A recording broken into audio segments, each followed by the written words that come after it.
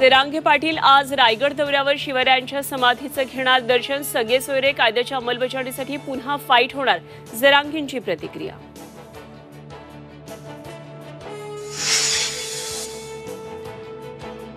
भुजबळांना आक्षेप असल्यास आवश्यक ते बदल करणार. नव्या जिआरच्या मसुद्याबाबत फडणवीसांचे संकेत. भाजप सत्तेत असेपर्यंत ओबीसींवर अन्याय होऊ देणार नाही, फडणवीसांचा निर्धार.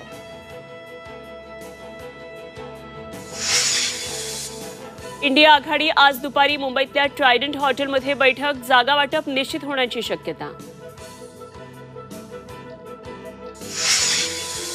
ठाकरे गटाचे आमदार रवींद्र वायकरांची 8.5 तास ईडी चौकशी. खेळाच्या मैदानावर हॉटेल बांधून 500 कोटींचा घोटाळा केल्याचा आरोप. राजकीय दबावामुळे कारवाई सुरू, वायकरांचा दावा.